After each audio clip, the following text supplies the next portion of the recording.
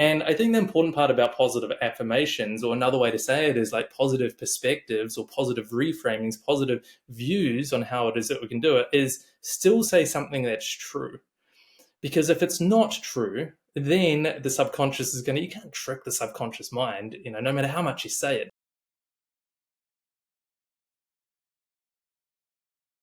Welcome back to another episode of the Peak Performance Life podcast. And today I am very excited to be speaking with a peak performance coach. We are speaking with one of the top coaches, and I really have been wanting to take this podcast a little bit more. I mean, there's only so many ways that we can tell people how to eat healthy and strength train and do the things that everyone knows we should be doing, right?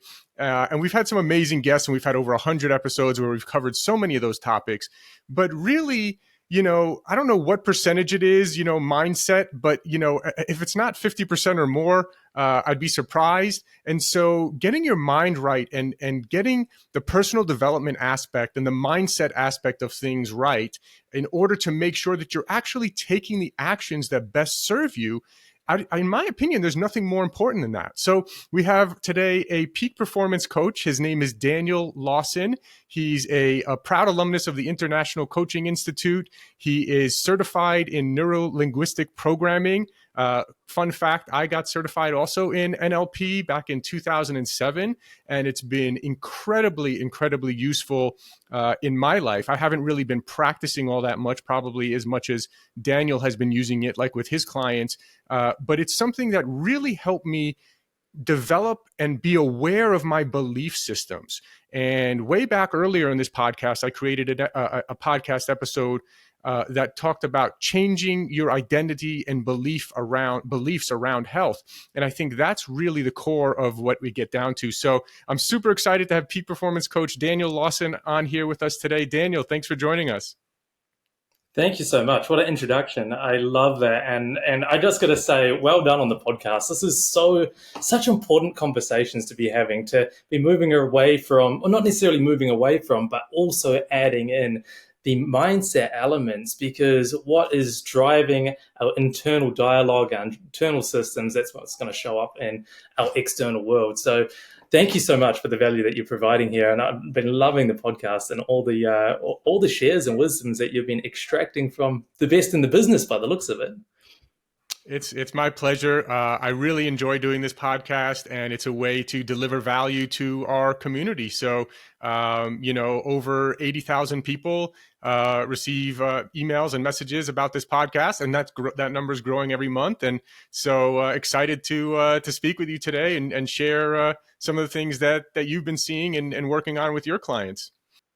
Yeah. Why don't we start with a brief kind of backstory of kind of how you got to where you are today as a peak performance coach? Yeah, brief. It's always the tricky question, isn't it? Brief. Yeah.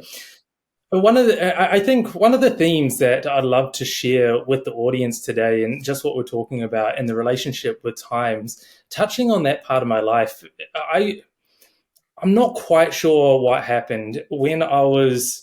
Well, actually, growing up in a single mother household with my two brothers, I had a mother that was doing the very best that she can. She was very much an overachieving, high-performing, or high-achieving, overachieving type woman. And what that meant was really a demonstration of just doing so much all the time to do the best that she could.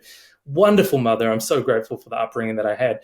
The demonstration that I now have discovered for myself is through my late teenage years into my early 20s, I had this burning thing or sinking feeling within me that I was always running out of time. Didn't have enough time in the day. It was like I was dreading almost my life ending, which is a strange time.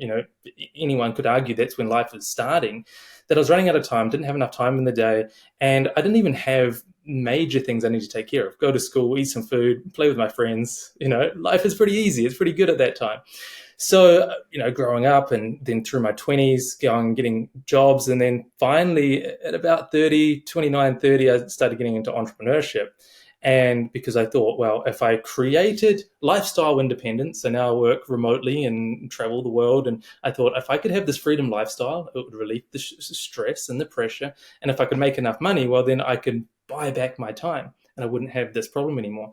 And in fact, and maybe if we've got entrepreneurs and business owners listening on the podcast, might even relate to how, well, the success compounded the challenges in not having enough time and having more internal stress and more frustrations in life, and compounded the real challenges that I was facing. And so through building my first business, which is a water sports apparel brand, I love kite surfing. I love the outdoors. I love chasing the wind and going to beautiful places around the world. Doing that and then realizing I didn't have everything figured out. Building a business, I think, is a really great insight to who it is that we are and our own challenges. I always thought about coaching as like somebody standing on top of the hill or above me, pointing down and going, you got to do this, you got to do that. And I'm a bit of a rebel at heart. That's not really what I wanted. And I discovered, well, coaching's not that at all. It's really someone helping me decode what was going on within me. And that's where I didn't want to pay for coaching, so instead I paid for professional coach education so I could coach myself, which was a much longer road, but turns out it was super valuable for my career and what I've created. And through this process, that's where I started unlocking, actually, it's nothing to do with these internal stresses, and coming back to what you talk about here and well-being and health and how we're showing up in our world.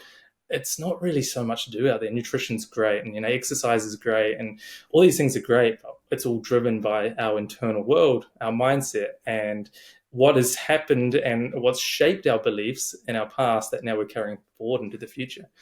So that's really a brief overview of how I've ended up here, and now feel so humbled that I'm able to share these insights that I think is one of the real pandemics of the world.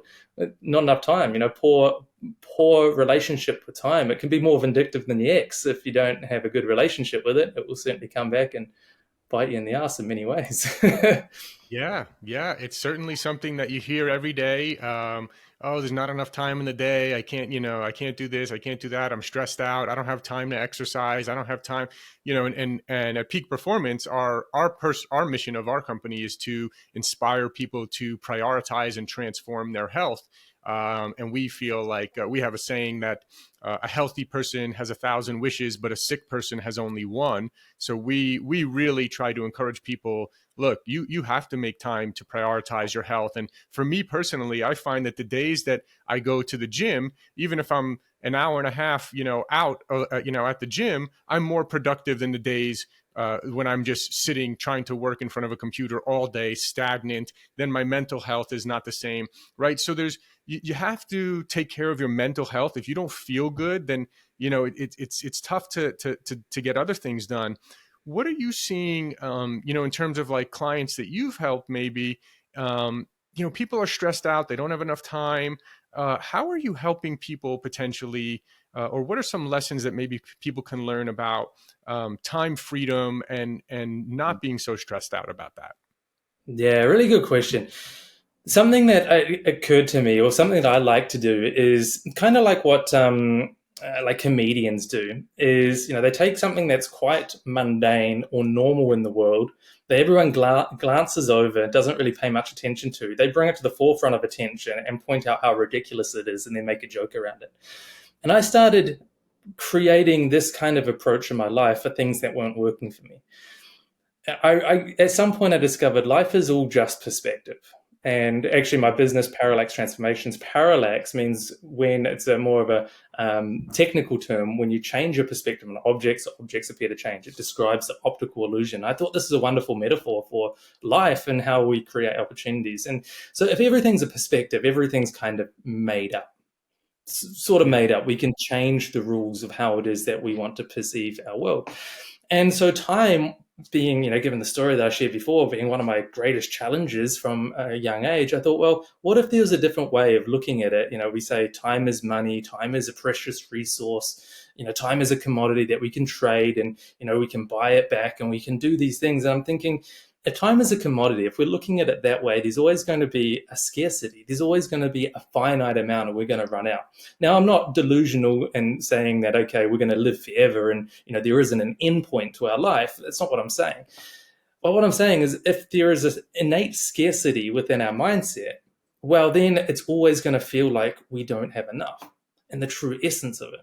And I thought, well, how can we look at this differently?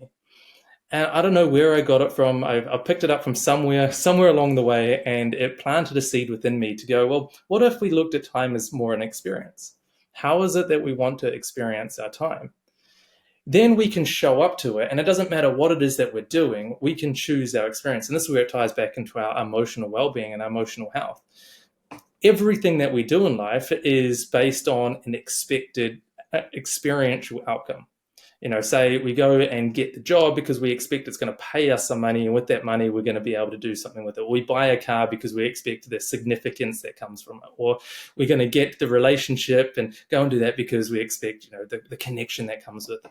Or whatever the goal is, the external goals are. And often there's a disconnect between what we think we're going to, or what we feel like we're going to experience, compared to what we end up actually experiencing. So it's like people are going, and this is what I keep seeing come up in coaching, and especially in peak performance coaching, the people that are going and achieving it is so much, they're still going after the second most important thing to them in their life.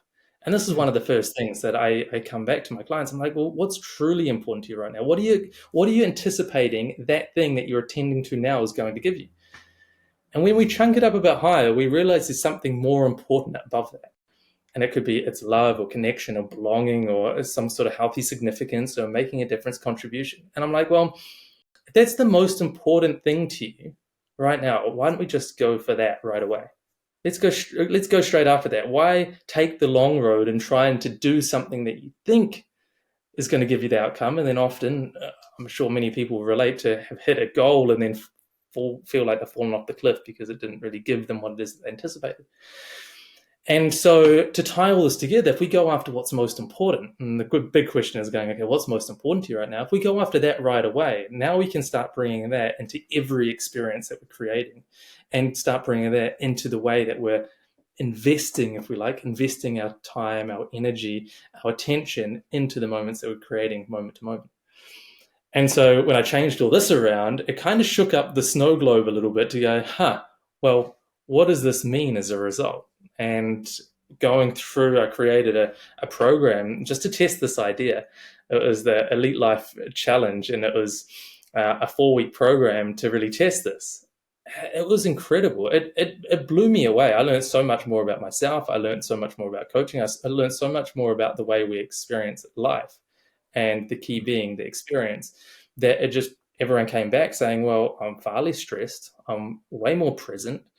I'm loving everything that it is that I'm doing so much more. And it's not that I'm trying to get more in my day now. It's more about creating healthy boundaries to get rid of what's not important. I realized I was just not creating this experiencing, or not, I was putting too much in my day that just didn't matter. That was creating the frustrations. So that was the major shift that really stood out to me recently around that conversation. Yeah. And I'm just curious on the challenge. What was the focus of that challenge then for 4 weeks? What were people kind of instructed to do differently than what they normally do? Yeah, really good question. So the very first module was around time mindset. So tying it back to the mindset and switching this whole idea. There's quite a lot of exercises to go through. Obviously, it's a really deep topic, and we could spend, that program could have easily been 12 months, but it was a real accelerated program. So I just really wanted to test the key frameworks. The first one was going, okay, if we're going to take our time mindset of time being an external thing that's out there, if it's no longer a resource or a thing that's external to us, then the only other place that it can be is something that's internal to us. And when we create time as an internal experience, then we can have a control or an influence over it. And so that brings us back to the mindset. And the mindset of going, anyone that wants to change their reality in terms of the way they're experiencing time, if we just start looking at and hearing how it is that we're perceiving it, I never have enough time in the day. Time is my enemy. I can't get anything done. All these things that we keep telling ourselves, and it's well proven now, the science of how it is that we're shaping our reality through our beliefs, through our words, what we're paying attention to, the voices that we're choosing to listen to. We've all got these crazy voices inside our heads going on, and we need to choose which part of us we're going to listen to. When we're able to bring it, internalize it, and start having a level of accountability and responsibility to it, then we can shift it. And so that was one of the big exercises that we started. We opened up with a really big top and said, all right, let's face it, face the dysfunctional relationship or time stress that we're creating within us. Let's face that and replace it with something more powerful and more empowering. And I got a sense at the beginning, everyone kind of rolled their eyes and like, are we seriously doing this? Like, yeah, whatever. But we did it. Like I held strong because I really trusted that this was going to work. It'd been working for me and it'd been working unintentionally for other people that I've been working with. And we all did it together.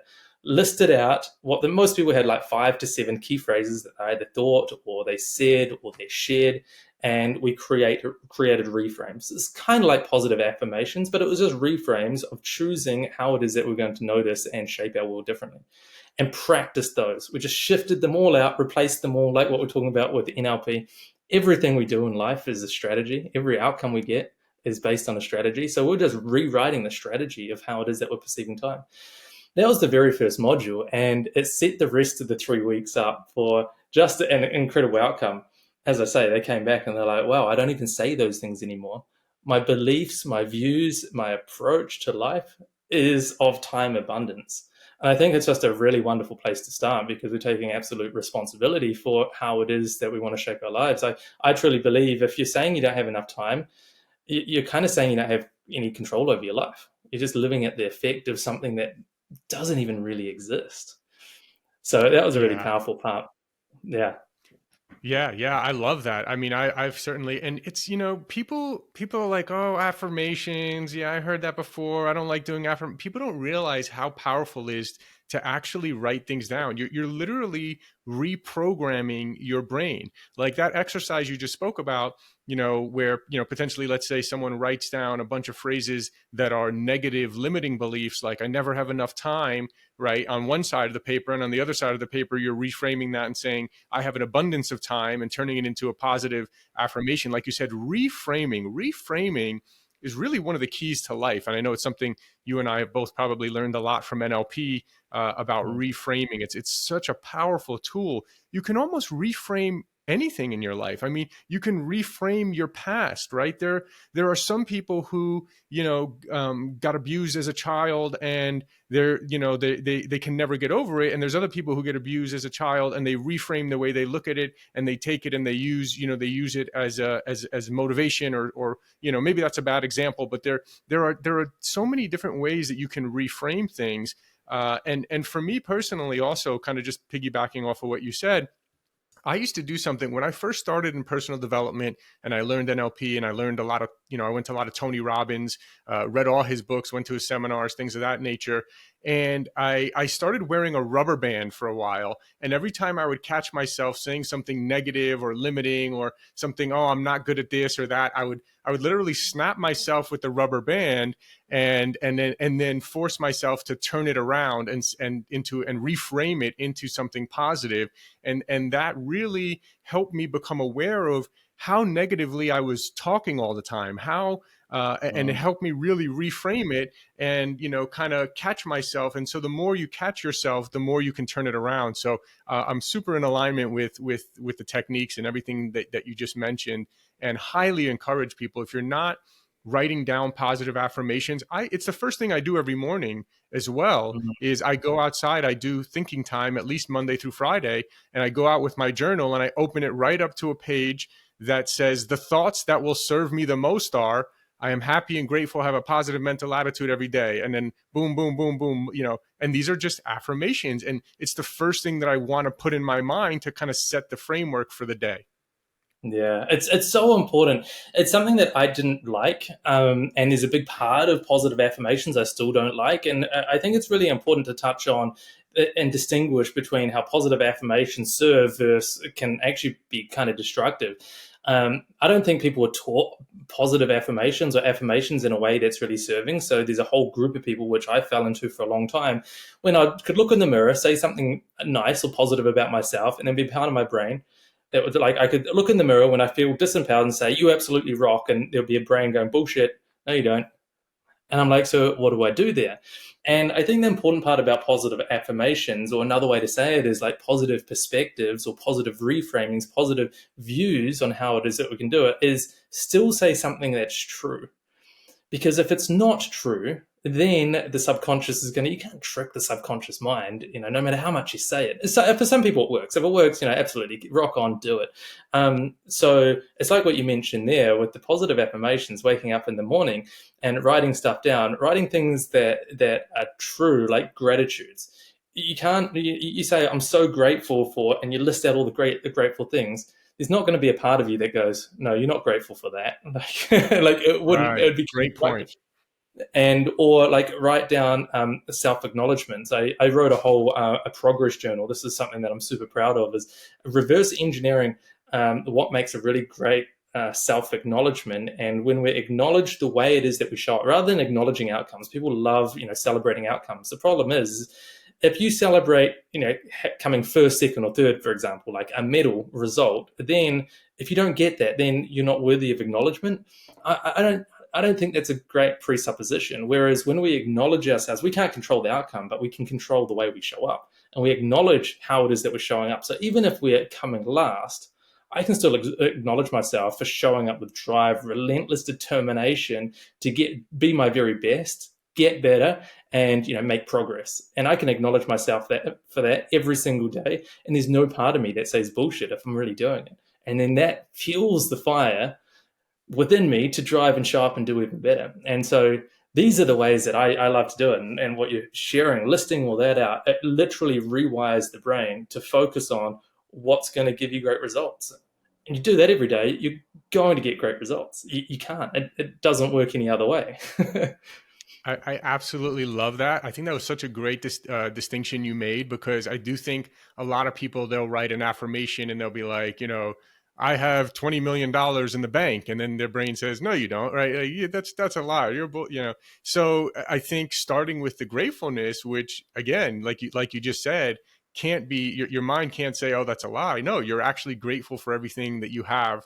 I do think it's important to fake it till you make it in many cases as well, and kind of like act as if, and eventually you grow into certain things. But certainly, one thing everyone can do and feel good about doing is gratitude, and we know that it makes us feel better, it makes us appreciate life more, and it's one of the most powerful practices. Appreciation and gratitude, along with visualizations, that I do as well in this morning thinking time. I mean, those have been so powerful and have made such an enormous impact on my life. And exactly what you said. The outcomes. It's like, I was fortunate enough to build a previous company that I sold, and it's like you get this amazing outcome, and then it's just like, the next day you're like, all right, like, what's next? Or, it's like it's not all it's cracked up to be. It doesn't, at some point there's a certain level where it's like it's not changing anything just by having more things. It's or achieving some level of success. This is really an inner game. This is really an internal thing, an inner game here. So yeah, I'm curious, kind of along those lines and along those themes of like the inner game. What are maybe some other kind of strategies or kind of thought processes that you and your clients use? Yeah. Yeah. Just touching on what you mentioned there, and especially when it comes in the distinction between high achieving people. There's a distinction between high achieving. I don't think we talk about this enough, and high performance. And so high achieving people, what ties all this together, and I know that it comes up so much in conversation, and really finding out your why and what's important to you and what your values are and what it is that you want to attend to, and looping right back to the start of the conversation, going, what's the number one thing that's most important. It's so important to do that, because when we find out what's important to us, then we can act. I love what you said, act as if. So good. So good. I love that, because it's like, well, I don't feel confident to do this yet, but if I acted as if I was confident to do this, how could I act? And then now I've just discovered who it is that I need to be. And then I do the thing, and now I'm being that person. And it's the positive reinforcement to do that, which is awesome. Um, But when we're coming from, I see this all the time, and a lot of the people that I coach and peak performance coaching, they've lived a life of high achievement. And high achievement is like being externally driven or extrinsically driven, the motivators of external significance or external fitting in or trying to look a certain way or trying to please someone, whether it's come from people pleasing as a childhood and for their mother or their father or whatever it is. And the high performance comes it comes at a cost, but and you can achieve a lot of things with it. The problem is it gets to a point where it's like, okay, reach the glass ceiling, and you see these people and they'll build easily seven-figure incomes and they'll look like they've got it all, but really all they've got is, I love the saying, you got zeros in your bank account, but you got zeros in your life, because it's all driven by, and it's very arduous as well. It takes a lot of grit and drive and determination, and which are really great attributes, but you can't survive on that. Versus when you look at peak performance, going into a peak performance, it's intrinsically driven. It's driven by what really makes us feel good, what's truly important to our essential nature. It's like what Robin Sharma talks about in the soul set, and you could look at it as a form of spirituality. I like to look at it as the form of like, who is it that I truly am, and how can I come from this place of being? And when we're driven by that, you take all the qualities of a high achiever, and now you become a high performer because you're not doing anything at the expense of yourself. You're not doing anything neglecting yourself. So, for example, I know you can have high achieving people that are often caretakers or people pleasers for other people. They don't want any help from anyone else. They won't look after themselves. It's total self-abandonment, total self-neglect. And now we have a whole generation of people that are reaching burnout in the corporate world or in entrepreneurship, or the crash is coming. And if it's not the crash, it's the self-sabotage, because it's all coming from this place of the external drivers.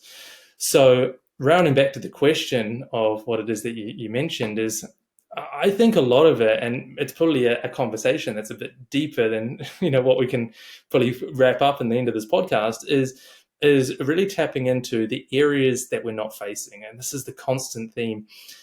No blame, no shame to anyone. We're all doing it, and not wanting to face the reality and where we're settling. I'm a huge advocate for saying, stop with the mediocrity, stop with the settling. Let's go through it all. I'm not an advocate of balance. I don't believe that we can go like 50% in this area, 50% in this area, like 50% in work and 50% of life. It's like you're never going to get any great results going half-assed on a couple of things at once. I love the whole idea of let's go all in on this. And then once I've done that, whether it's a work day or whether it's a podcast or whether it's doing whatever it is, then I shift my focus and I go all in on this. People go, Dan, how do you do that? And it all comes back from and knowing what's important. What is it that I'm going to truly value? What is it that I'm going to prioritize? And then creating really healthy and functional boundaries around that. So much of that comes from knowing what it is that we're going to choose to face. And it's always the area that we don't want to go to. And it's the area that the ego will keep you safe from. It will be the area that most people aren't going to be able to discover themselves, because our own internal thinking will keep ourselves safe. Like we call it safe versus risky problems. The safe problem, say, example with procrastination is such a safe problem because it's protecting anyone from the risky problem, which requires a personal change to actually go and face the reality and do the scary thing. And so as much as it's kind of a boring thing to coach, it's a really transformational thing for somebody to go, oh, you mean I have to do that? And you're like, well, yeah. Yeah, if you do you want it? And that's why I love working with high achievers and high performers, because they're like, all right, I'm ready to go. I didn't get here by accident. I'm driven. I'm relentless. Let's go, and let's go to the next level. And that's where life's exciting.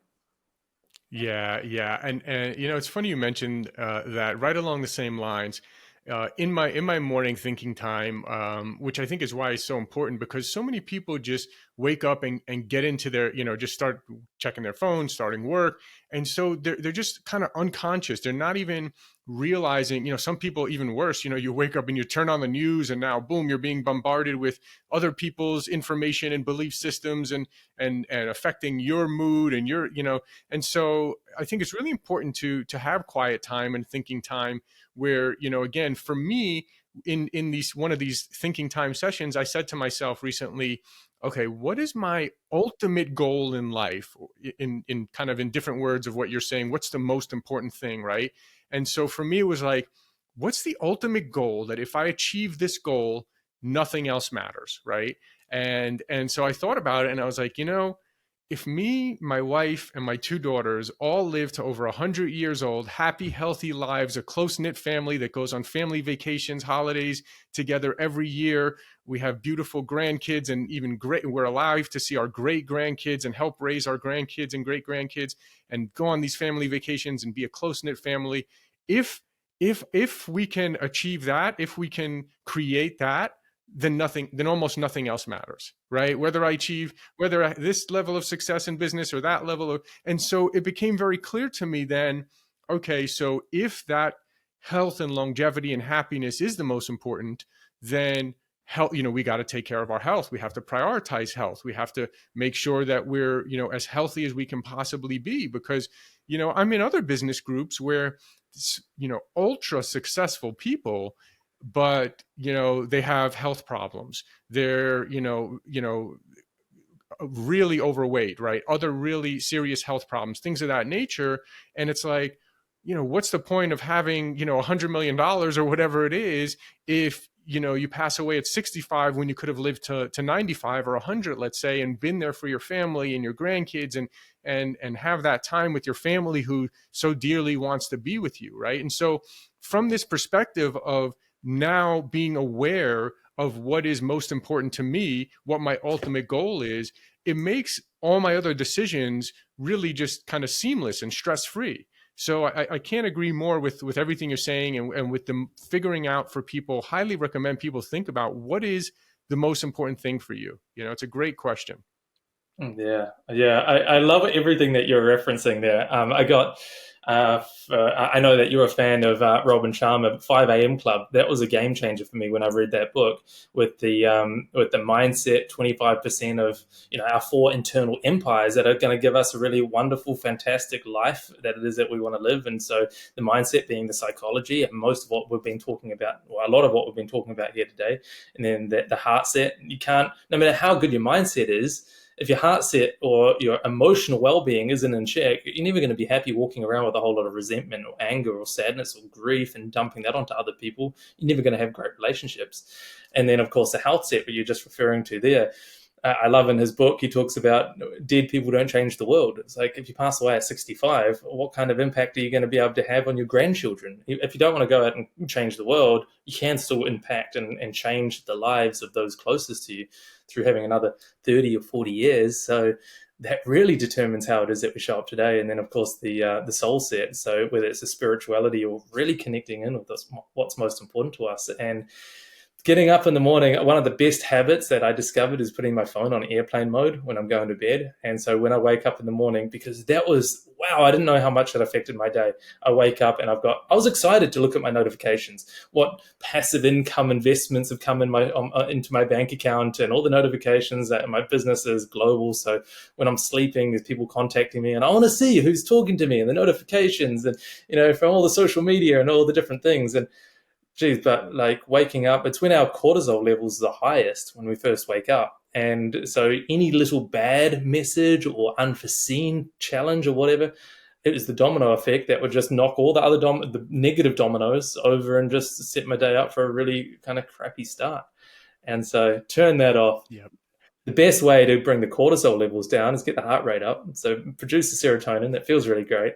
And then that's exactly what I do as well. I sit there, I write down all my gratitudes and self-acknowledgements, and then tap into, well, really dreaming what it is that I want to do for the day, but for the month, for the year, and then future pace all that out. I do that every day now. I've got my partner onto it as well. And our relationship has never been better. It's every day. It's full of love. We're basically stuck together. I don't know whether it's healthy, but if we function so well together, and it's just gone through the roof. We travel everywhere together, and I didn't think our relationship could get better, but that was one action that it really has just. It blows me away. I'm so proud to talk about it. So we'll just leave it there. Yeah, that's amazing. I love that. It's so great to hear that, and it's just kind of proof that this stuff works. And I couldn't agree with you more. I do the same. I put my phone on airplane mode at night, and I leave it on airplane mode until I've finished with my morning thinking time, and have really set the tone and the frame and done my gratitude and visualizations and those things. And I remember a few weeks ago, one time I made the mistake of turning it off airplane mode, for something stupid. Like I wanted to check the weather or something, and I turned the thing off airplane mode, and of course I see some message pop up, totally throws me off. Then I'm like with my head in my phone for 10 minutes, and I finally pick my head up out of my phone, and I'm like, oh man, I just don't feel right now. And it really, it's such an important thing. It's a little thing, but people don't realize it. If you can leave your phone on airplane mode, don't turn on the news or anything like that, really use that morning time when your brain is still fresh, and use that for gratitude, appreciation, visualizations, meditation, breathing techniques, things of that nature. For some people, maybe stretching, yoga, workout, whatever it is.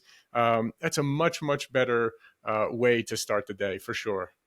Yeah, absolutely. And so, wrapping it right back around to the beginning of the conversation, the biggest objection that I hear people talk about, they go, I don't have enough time. I don't have enough time. And I'm like, and so the reframe there is, I believe it's not that you don't have enough time in your day. You just don't have enough life in your time to begin with. But you also, my reframe is that I have enough time for what's important to me. And Mm, so I love that reframe because it's a presupposition of what it is, where it is that I'm choosing to invest my attention with the time. So it's like what you're talking about. And people wake up and they'll make time to turn on the TV in the background and do all the, make time to scroll through the notifications, make time for all these destructive habits that aren't fueling anything. You've got time to do that, but you don't have time for the things that are going to give you the outcomes that you really want in your life. Seriously? Well, that's your choice now. Don't complain about it if right. that's what you're choosing. So that really helped. And sure, it is a bit harder to get up at 5 a.m. or 5:30, but when I started having really great mornings, I don't wake up with an alarm clock now. I just trust myself to wake up when it is that I want to and I need to. Sometimes it's 10 past 6, which is a bit of a sleep in. Like this morning, it was 5:30. Sometimes it's 10 to 5, but when I realize that I'm kind of awake, one eye is opening, I'm like, oh, I'm awake. Okay. I don't really look at the time. I just get up. Of course, it's dark.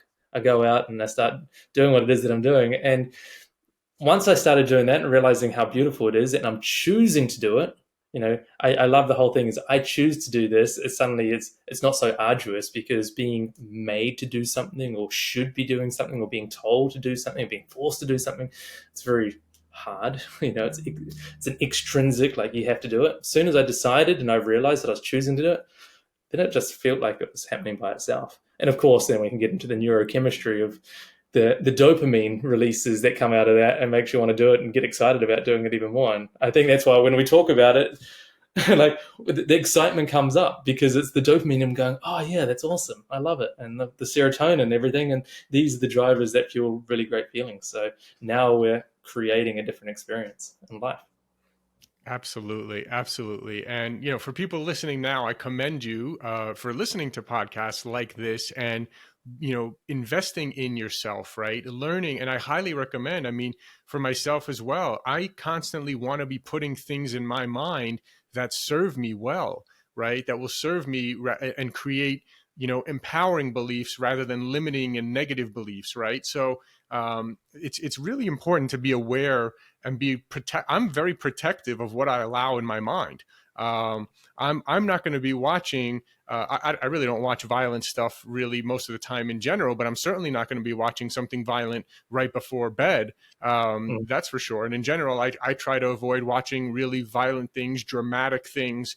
I certainly don't want to be watching soap opera dramas of hospitals and things of that nature, because it's just putting these negative thoughts in your mind and creating these negative pictures and images in your mind, that I think it's really important to be protective, right?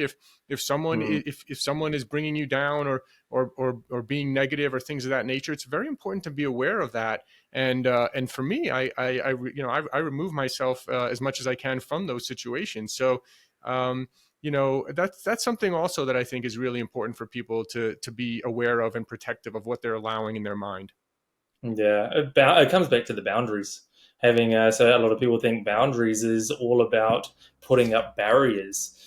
I like to see boundaries as almost more like mesh, and it's the personal boundaries, boundaries for ourselves of what it is that we're going to allow in. It's like the filter, what it is that we're going to Mm, allow into our life.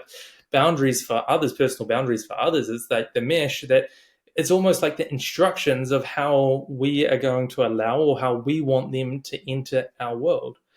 And with healthy boundaries, we can cultivate such a healthy and happy and more functional relationships. Boundaries can be very challenging at first because first we got to understand what's important to us. Going back to the importance, mhm, what's important to us, and then communicating what's important, and understanding what the boundary is around that well enough that we can say it to someone else, and for them to understand, it's not about them. The boundaries are about us.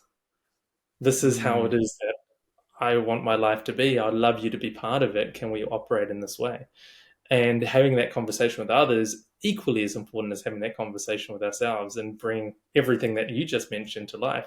I think it's ridiculous what people watch before going to bed, and just waking up. My partner's very sensitive in terms of her sleep, so I'm grateful that I don't have someone that loves murder mysteries and horror films and things like that. I haven't watched mhm. the news for years. Traveling around the world, like I don't know what's really happening around the world apart from in the vicinity of where I live. I think that the news is just entertainment. If it doesn't directly influence, like affect me and my family, I know it has political and monetary and all the different things that are happening in the world. It has that level of effect, but not directly, and it's just a form of entertainment because I believe it's mostly biased anyway. So, I don't watch reality TV shows. Why would I watch the news? But it's Mhm. really incredible what people are choosing to watch. And again, making time for that versus, well, all the listeners here tuning into this, I absolutely commend. I think it's one of the most fantastic things you can do. Listen to more conversations like this, and people ask me how it is that I learned to communicate what it is that I'm talking about, or where did I get these ideas from. Really, it only took a couple of years through listening to the conversations that I wanted to model and got curious about it.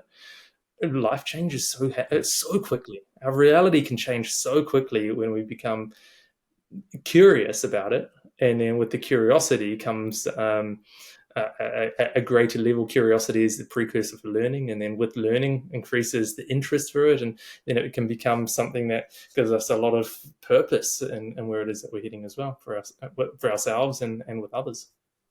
Absolutely. I couldn't agree more. Yeah, for me, if I'm putting something in my mind or as much as possible, if I am watching something on, I want something where I'm going to learn something where it can positively impact my life or teach me something or make me laugh. Those are the two kind of things that I enjoy if I'm going to watch something. Daniel, this has been amazing. Where can people learn more from you, follow you? Maybe if you want to kind of talk a little bit about like any of your programs or what working with you, kind of would be like. And before you do that, I actually want to just tell everyone, um, I think having a coach is one of the most important things that you could do for yourself. And I think we see this, right? All the top athletes, everyone, they all have coaches.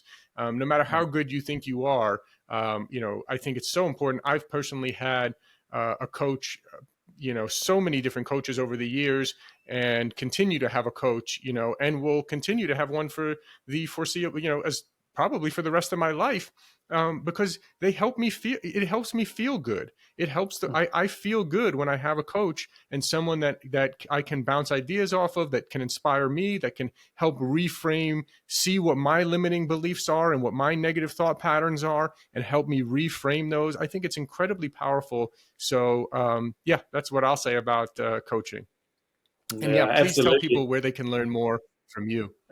Just echoing what you just mentioned as well, I have a coach, or I have a go-to person that is acting in the coach role for every area of my life, and I wouldn't be where I am today without that. Some of it's paid, some of it's pro bono. I've got a huge network of people that I reach out to, and people ask me, how is it that you accelerate? I say, get someone that will challenge you. And so that's my role as a coach. I work with people that, the high performance, they want to be the top 1% in the world. They don't get there by accident. The very best don't get anywhere by accident. They're driven, they're ambitious, they've got this relentless pursuit of excellence. But it comes at a cost. It comes with a unique set of challenges, and the volatility of life can be intense through all that. So that's where I come in, and that's where I help my clients. I help them navigate the peaks and the valleys of their journey, help them overcome the self-sabotage and protect what people have, what my clients have got now. So many of them achieved incredible things, but now they're using all the energy trying to maintain it, as opposed to continuing to level up to really have it all. And when I say have it all, I mean, the love, the relationships, the excitement, the joy, have the family time, have the business, have all of it, and having a feeling of significance and real contribution. And so, that's where I help them and face where it is that they're not showing up. So for anyone that likes the sound of that, I work with, that's the higher end. I did come from a place of emerging entrepreneurship, which I'm still very passionate about.